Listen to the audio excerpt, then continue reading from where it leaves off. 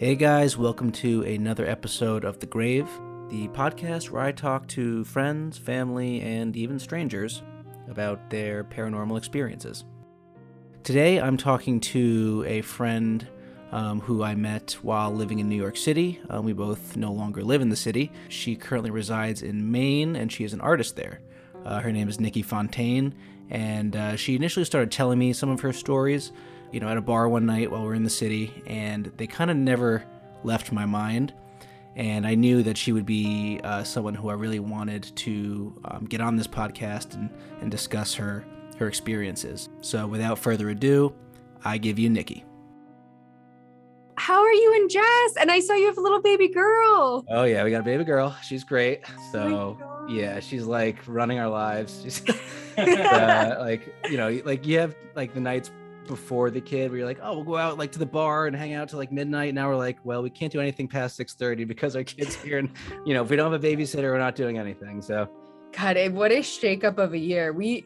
My show got canceled that I was working on, or didn't even get canceled. It just like stopped, and we were like, oh, his family's from Maine, and they live in this like tiny little coastal town in Maine, and we're like, we'll just go up there and like relax for a few weeks, and it'll be great. Yeah. And literally like 2 months later, we're like, we're not leaving. I think we're staying. Yeah.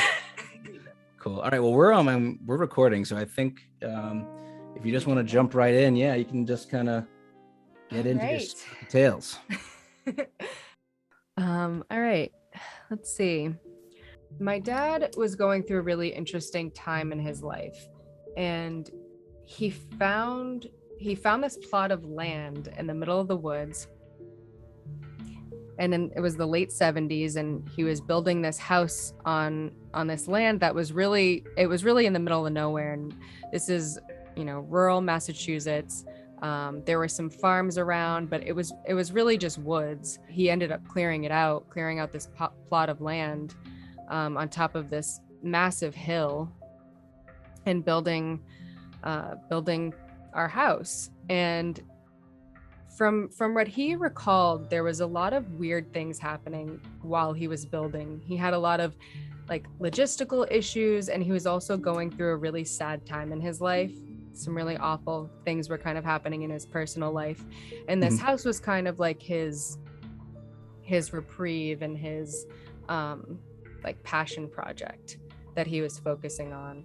There was some weird stuff about the land. There was these rock wall formations all around the land. He was told that they were primarily used by Native Americans to like mark off the land, but then later the farmers also extended them and marked off the land, and he actually ended up doing the same. And he always said he felt like there was some weird presence on that land as he was building. It felt like the entire time he was building, there was like this thing messing with him. Wait, so he used he moved the markers too? Like, so the farmers who were there before moved the markers, and then he moved the markers? Yes. Okay. So that's interesting, right? Right. Like then apparently Native Americans put the markers down, and this is all, stuff that he was told. It was originally from it's Massachusetts soil. It's very rocky. So whenever you build and you bring up all of this earth, there's rocks. Sure. So the land was moved and changed around quite a bit. And it was interesting, the experiences that were happening to him while building the house were things being moved around on him. So there was one day that he was doing something in the back, and there was this rushing water. He said it sounded like a pipe had burst, and there was just water gushing out everywhere, and he was freaking out. He was there by himself. He just like couldn't figure out, and he was towards the end of the building process. He couldn't figure out what was going on, and he thought something really bad had happened. So he's running around like crazy trying to figure out where this water is coming from. And he goes to the side of the house, and we have where the water hose hooks up. Yep. The water is just pouring out, and he's like, a pipe must have burst, something. He couldn't figure it out. So he's trying to turn it off, and there's no knob. There's no way to turn the water on and off. He's trying to figure out how to like turn this off, how to turn the knob off, and it had started all of a sudden. So he was like, this is ridiculous. And he realized the day before he had taken the knob off and he had put it somewhere in the garage. So now he's in this panic. He's like, this water is bursting everywhere. And he's trying to find the knob to turn off the faucet, and he can't find it anywhere. And it ends up being in this way up high in this top part of the garage. And he just he's like, can't really figure out the logistics of this. He gets the knot, he gets the, the top of the faucet, reattaches it.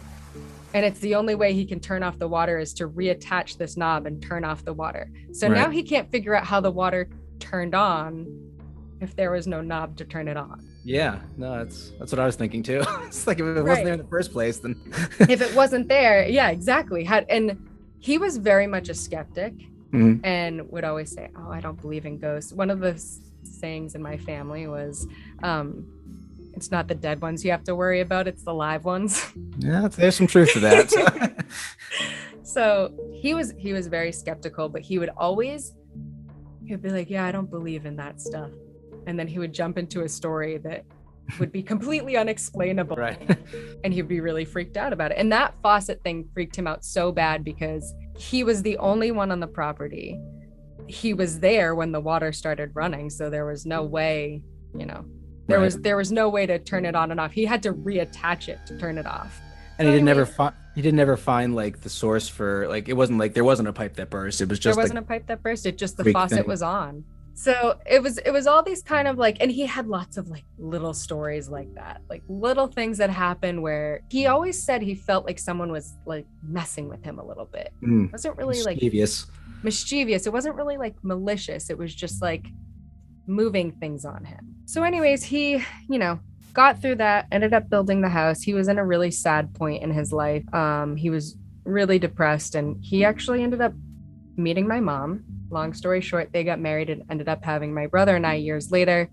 And we had a great childhood in that house. It was, in the middle of the woods. It was really quiet.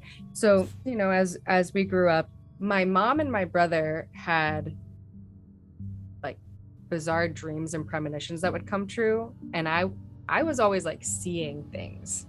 My visions of things there were not like physically seeing something in front of me. It was almost like a projection, if that makes sense. Like feeling something, and then it was like projecting in front of me. You say it's a projection, but is it like something that like came over you and all of a sudden came, like you weren't like thinking about it, and then you're like, I'm gonna like make this materialize? No, that's actually a great question. It's weird to talk about because I had to learn to turn it off because it would just come over me, and I would see these things that I couldn't really unsee, and it affected me really deeply to the point where like there were a lot of times like there were some really scary things that happened in that house. It's not really like a ghost thing for me. It's like an energy thing. I think it was something that I was kind of just like born with. My family and I always joke that the house we grew up in is haunted, but I always just kind of thought like maybe it's us that's haunted. Maybe it's us that has something weird with us, because we all like my dad always had experiences. My mom and my brother have had these like insane visions. So even talking to my mom today, she reminded me of this one. My mom, she used to have these really vivid dreams that she was in these like panic situations, and she would wake up and it would like be happening across the world. So she had this really extreme premonition dream, I don't know, that she was being overcome by this giant wave, and she was being like rushed away in it. And she like describes it in such detail that it like kind of like turns your stomach when she's describing it, like the detail of it and how it overcame her, and like the people around her and the things that she saw. And yeah, she had this extreme premonition, and she woke up and looked at the clock and looked at the exact time on the clock and realized she was in her bed and she was safe, and nothing had happened, and was so relieved. And she went back to bed, and she woke up the next morning, and her routine is to wake up and go on her laptop and like see the news for the day immediately. Yeah. And that particular morning, she went and on the news, on, MSN or whatever on her laptop. And the first news story was that there was a giant tsunami that had killed thousands of people. And it marked the date and the exact time. It was the time that she woke up and saw the clock. So it was happening as she was dreaming it. That's one of the more extreme ones that she's had, that, I mean, still to this day, like even talking to her about it, like it scares her that even happened. Right. And my brother has had similar. He had a dream that he was on a train that was being bombed and he was trying to stop it. And he's gonna kill me for saying this. He's like, don't share any of my stuff. But he had this like vivid dream that he was being bombed and he was trying to save these people. And this was like during an afternoon nap when he was like, a teenager or whatever, and was like in a panic, like in an absolute panic. And my dad happened to be like watching the news in the other room or whatever, and he walked in and there was this like massive train bombing, terrorist bombing. He was dreaming it at the exact moment that it was happening. And it was just both my mom and my brother, they're just like so witchy like that. Like they just know what's going on all the time. So that's my brother and my mom. So for me, God, there were a lot of scary. I mean, unfortunately, that's kind of what I'm here for. So yeah. All right, we'll go there. Again, I've grown so much since then, and I've learned so much about energy and that, about protecting myself. But back then, as a little kid, it was really terrifying. There was one time, so my Pepe, my grandfather, Pepe is French for grandfather. He died when I was about, I want to say I was like 4 when he died. He was like such a hilarious man. I loved him so much. He was just like crazy. And I'm not like using that term of like, oh, he was crazy. Like, no, he was intense. Like run through a party with his pants down crazy. Yes. Like when my brother was 2 years old, he threw him in the pool and was like, let's see if this kid can swim in the deep end. Like he just swim, baby. Crazy. Like, and my whole family was like, oh my God. We used to call him Patsy. They'd be like, God, Patsy, what are you doing? Like, you're crazy. Trying to kill babies. Yeah, he's just nuts. Yeah. But he died when I was 4. And I, even for 4 years old, I was really close to him and I had lots of memories with him and we had a very special bond. And again, a lot of these things happened when I was, outside in the area of the home I grew up in. And I was swimming in the pool as a little kid and with my brother, and we were doing a night swim. We had those, lights that shine on the pool. Floodlights, yeah. We're doing a night swim. My dad is watching us, and my brother and I are playing Marco Polo and just like goofing around and being crazy, like something my Pepe would have probably loved. I dunked in and I came up, and when I shot up out of the pool, I saw my Pepe in a white suit sitting in the chair in the corner watching us swim. And I was catatonic. I completely I don't know how old I was. I mean, I was maybe like 7. I completely froze. I couldn't speak. I couldn't do anything. My dad had to physically take me out of the pool and bring me inside and like dry me out. And it was just this, and my brain couldn't comprehend it because I knew my Pepe, I knew exactly what he looked like. I knew his mannerisms. I knew everything about him, and I knew that was him. But how could he have been there? And your brother didn't see him, right? No, they both did. They thought that like something medical had happened to me. Right, you're having like a child stroke or something. They're like, she having a tiny baby stroke? Yeah. Or like a seizure or something, they just couldn't understand. And I was shocked, and I was just looking in the corner, and I still have that image in my head. I still that was so vivid. So this one's actually kind of cute. And this is why I say like maybe it was the haunted house and maybe it was us that was haunted. Yeah. We so when I was probably around the age of 10. We used to go to California to go to these, makeup trade shows for my brother, who was this like makeup artist protege, little kid that was like, I want to make monsters. So we used to go to California every year to go to this makeup artist trade show. And we were with this big group of people, and we went out to dinner at this place called the Raymond Hotel. And it was this like old hotel with this old restaurant. It was very swanky and very nice, and we got to dress up, and I remember being so excited about it. And we're sitting in this hotel, and it was interesting. It was this like long table, like dining area, and it had all these windows that opened up to these outside gardens, and it was really peaceful and really beautiful. But quickly you realize I'm 10 and everyone's having adult conversations, and I don't know what anyone's talking about. Right.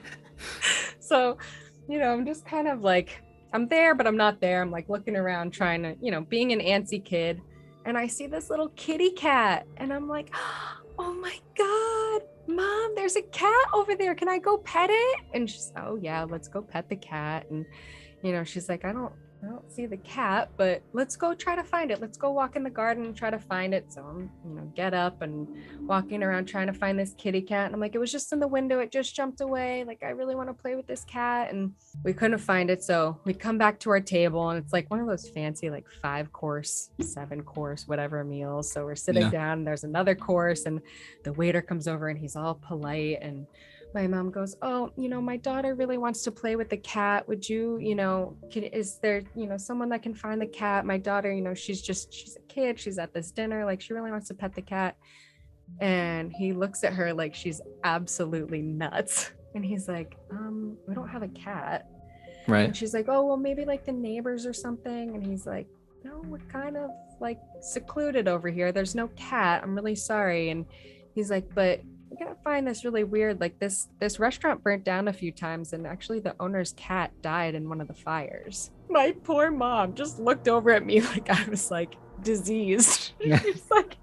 she's like, oh my God. She's like, okay, Nikki, well, but I think at that point she was used to me seeing weird stuff. But I think every time it, like, even talking to her today as like, an adult talking about this stuff, she's like, God, you used to freak me out with that stuff. Like, you would just see these things that there's no way you could have seen it. So that was a cute one. I always remember that little ghost cat. This one, you're going to be like, you're crazy. No, that's what I want. Okay. This was the scariest thing that ever happened to me in the house. I would say I was around 13 years old. I didn't mention this before. So my dad built a house in the middle of the woods, and the entire side of the house facing the woods was giant glass windows. But you could always see the reflection of the woods in the windows in the dark. And as you can tell, I'm a little chatty. I was a chatty teenager on the phone with my friends. Remember how you had like 3-way calling and you could all like talk to each other on the phone? I was an AIM guy. It was only typing. Like, if you want to talk to me, babe, I'll be on the computer. Oh my God, that's amazing. I remember AIM too, and you put up the away message. Oh yeah. Well, yeah. So I was on like 3-way call with my girlfriends, whatever, walking around my house thinking I was cute. It was pitch black. It was late at night. I don't know. I was just, my parents were hippies. They didn't have many rules. So I kind of did whatever I wanted. So on the phone late at night, walking through my house, and I got thirsty, and I went into the kitchen to grab some water. And the sink in the kitchen had the big bay windows all around. So it was like the kitchen was like this small galley kitchen, and these glass windows all around. And you can see the reflection of the woods. And I had seen weird things in the woods all the time in these windows and these reflections. So I was used to it. One time I saw that the woods were on fire, and I really thought they were on fire, and I was freaking out, and it was this whole thing. So I realized, when I would see weird things in the woods, at this point I wasn't really fazed. I was like, whatever. Right. I'm chatting, I'm walk through the kitchen, I pour my glass of water, lift up the tap on the sink, and I'm pouring my water, and I look up in the bay window, and I see a white, you're gonna think I'm nuts. No, I don't, I swear. Oh God. I look up, and I see this white hand holding a dagger, and it slices into the top of my head. I fell to the ground so hard that I dropped the phone. Big shit went everywhere. I broke the glass, and I crashed to the ground, completely and totally crashed to the ground. And my dad came hauling ass up the stairs.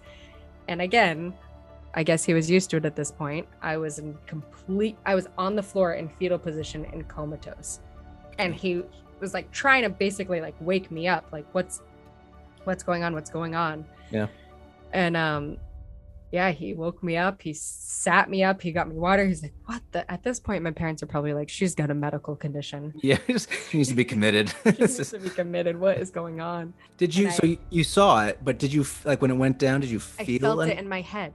It knocked me entirely to the ground. But it was the reflection you saw. It was like. But you felt the plot, like the hit on the head. Wow. Yeah, it knocked me over. It was the craziest thing that's ever happened to me. I've never been so scared in my life.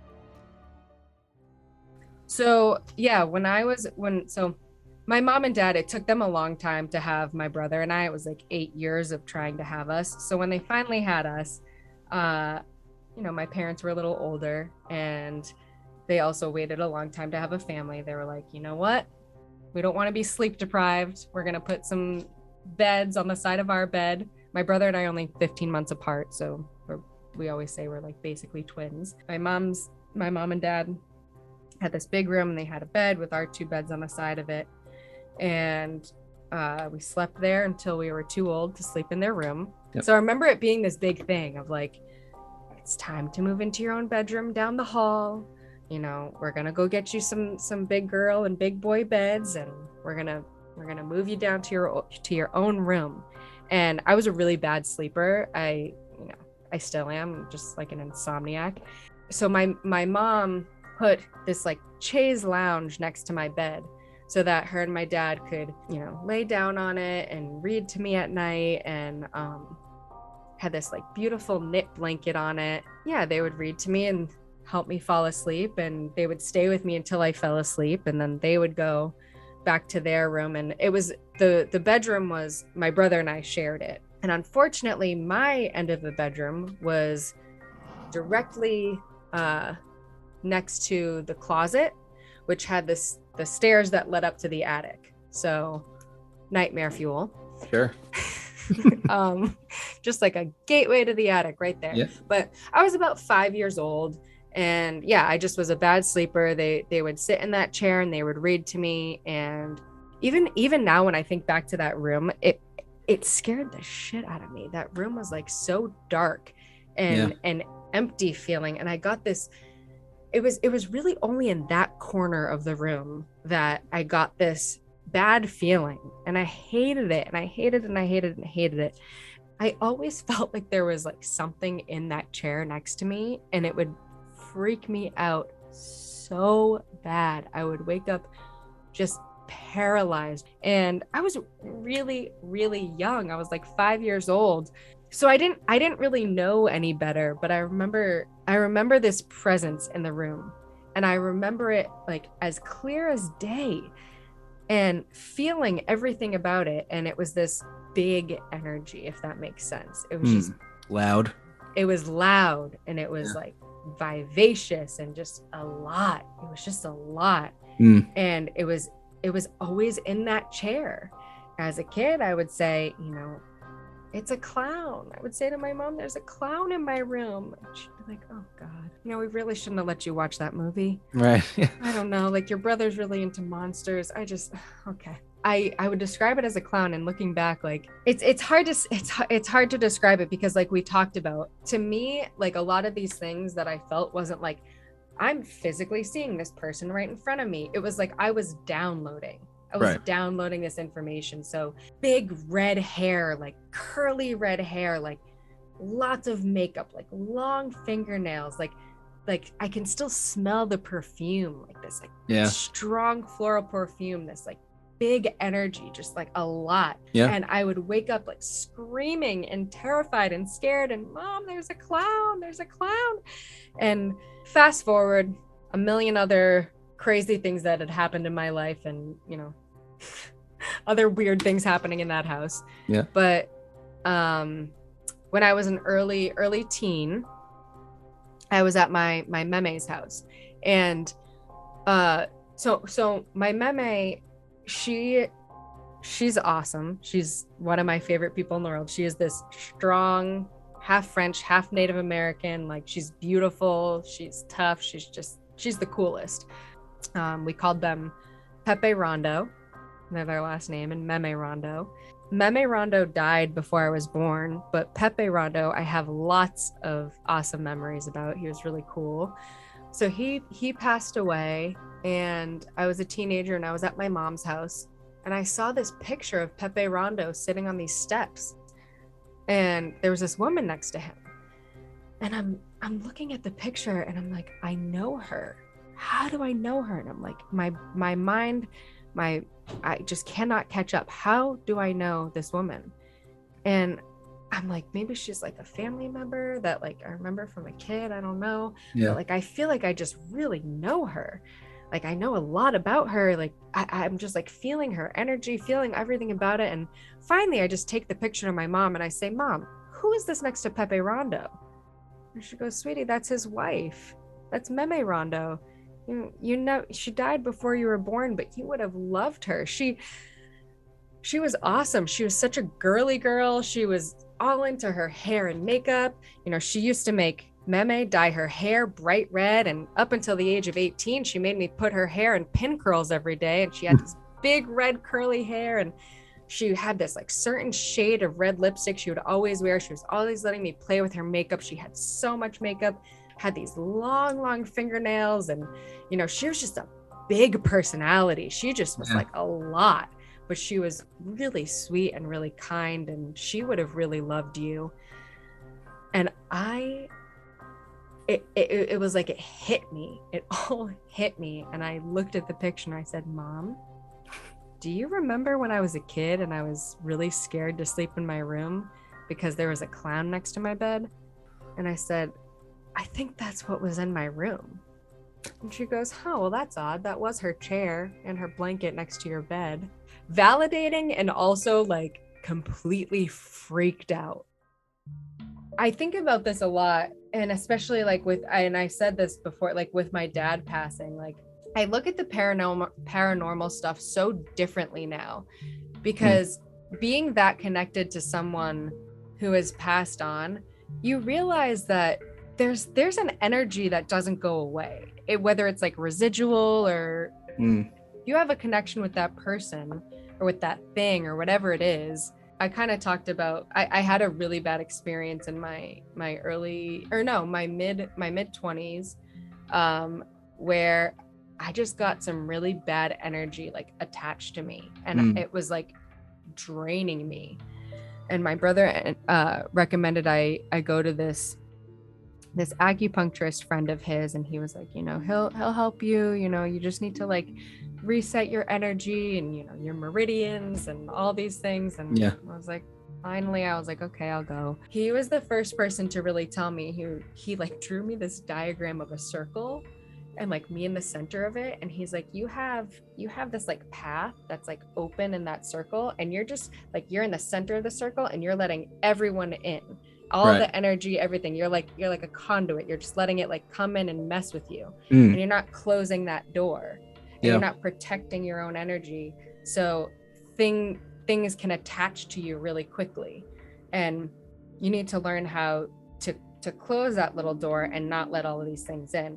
That was when I really started to understand this whole like energy thing, and not so much think of it like the experience I had as like, you know, ghosts or whatever it was, and think of it more as like, we live in a very physical, very dense world. We believe in science. We believe in like, you know, what we can see, what we can feel, what we can touch, what we can taste. Like, it's a very physical world. Yeah. And I think our brains can only comprehend that. So there's things way far beyond that we're not able to comprehend. And it's on an energy level. It's on that plane. I just don't understand the mechanics of it, which is okay.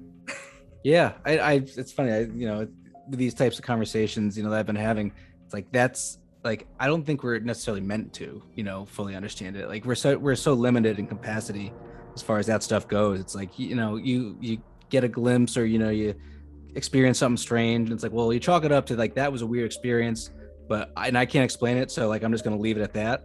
Right. But like to that point, it could have been something so crazy that like just a slight dimensional shift would reveal something like much more drastic. That's such a great way to put it. Yeah, it's beyond our, I always say it's beyond our physical comprehension. And I think it's very naive to say like, there's nothing paranormal, there's nothing happening, everything can be explained. I just think like, what is it? We use like 10% of our brains. Like, we don't even know at this point if consciousness comes from your brain. Right. Oh yeah. I mean, crazy theories there. There's some insane theories. It's like, we don't know everything. We don't know all this stuff. So it's not beyond to comprehend that like we don't understand all of it, and these things that are happening, maybe we're connected to things that are beyond this physical world.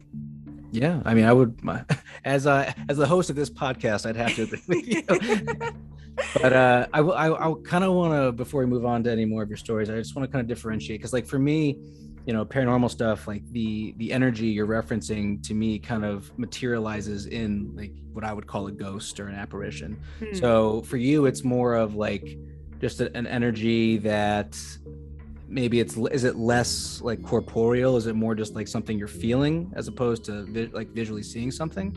Or is it like when that energy manifests, like when you saw your grandfather, was that like would you still classify that as energy, or is that more like? So my grandfather and the cat situation, those are both things that I saw it as clear as day in front of me. Right. Those are really powerful. Would you classify them as energy, or would you say that they are a ghost or an apparition? That's a great question.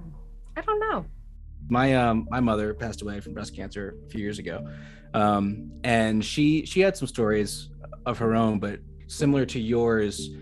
She was sleeping at my great grandmother's one Christmas, and her husband had passed years before that. He drowned.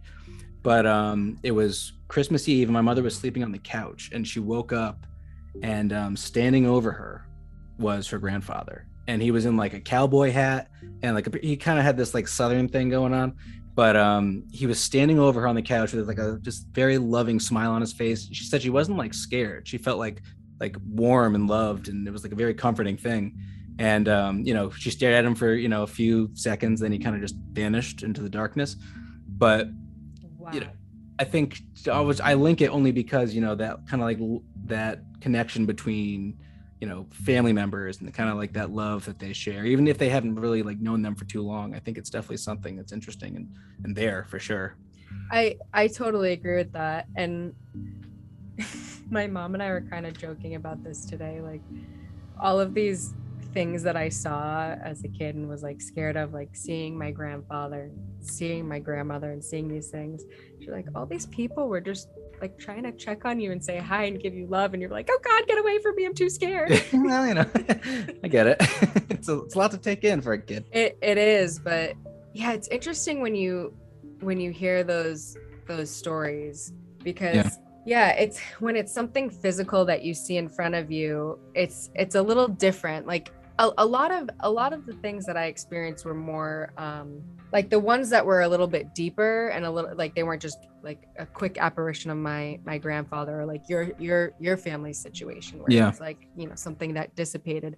Mm-hmm. A lot of mine were in the realm of like, this is gonna sound so weird, almost like downloading information from that thing. So maybe it wasn't like some of it's physical, like, right, I can like feel its appearance, I can like picture it in my mind's eye, but I'm not like seeing the like solid thing in front of me.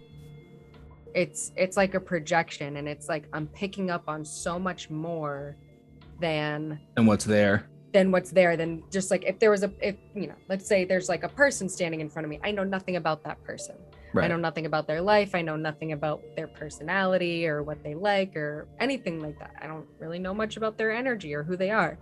But this is when the times that I've experienced it where it's really deep, it's so beyond seeing something in front of me. It's all of this information about that thing like downloading into me. And those are the ones that have like really stuck with me that I'm like, there's something else going on there. And the reason I learned to, later on in life shut it down is because some of the stuff I was downloading was not good. I had kind of come out of a dark time, and it was this weird situation that I think sometimes it can be helpful to say yes to new things. And I think sometimes it can turn around and not be great. And yeah. I said yes to this opportunity of going to this retreat that was supposed to be kind of this spiritual retreat. And it ended up being a really horrible experience. But I went to this retreat again, and I'm a very open person. I'm a very I let lots of things in. And I went to this retreat not protecting my energy, not knowing about protecting my energy whatsoever. And just being very open and very ready to try new things and be there and experience. And there ended up being, I don't know how else to describe it. It just was like, it's not that I believe in Jesus and the devil and all these things. There was just, you can if you want. It's a safe place. It's a safe place. You can say devil. There were demons there. I was having physical reactions. People were sharing stories that were some of the darkest, most horrific things I've ever heard in my life. I was getting physically ill. We were in this retreat room, and it was this giant dome. I know it sounds like a cult. Maybe it was. I don't know. I'll say this. Horrible stories of abuse, of child abuse, of abuse that they committed, abuse that was done to them. Sure. Okay. I was there for 3 days hearing these things, and by day 3 I was in a really bad place, and I couldn't shake it. I've never felt like that in my life, where it was just like I said, I'm very open, and I just kind of let all this stuff come in. Yeah. And I was living in New York City at the time. I ended up getting on the train. It was a long train ride to come back home. It was, somewhere way up in the Berkshires or whatever. I was on the phone with Corey, my boyfriend at the time, my now husband, and I was like, I don't even think that I can make it home right now.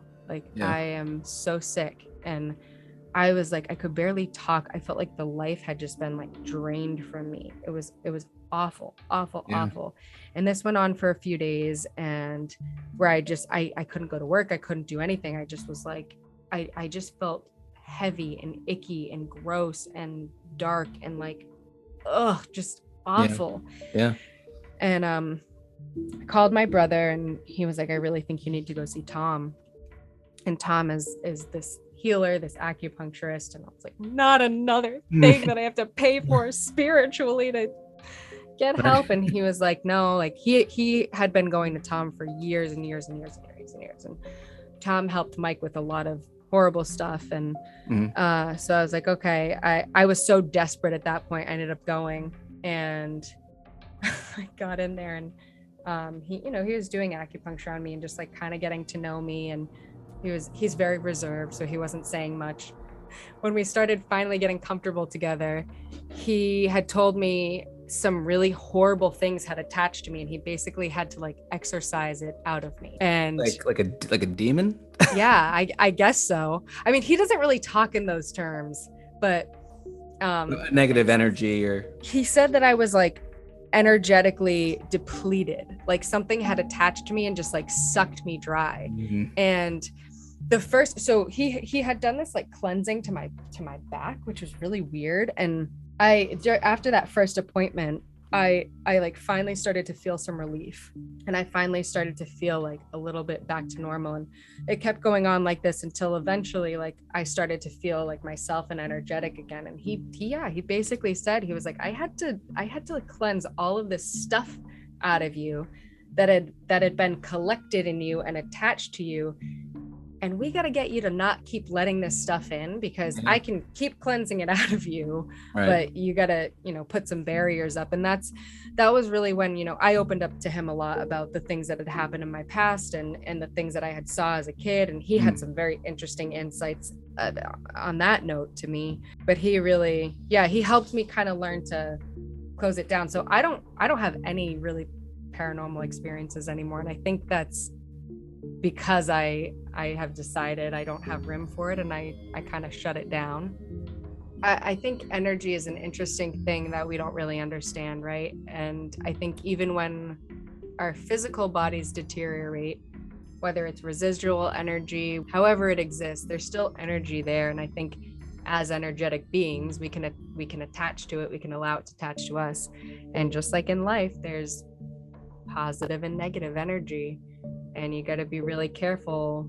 I think it can do harm, or it can do a lot of good.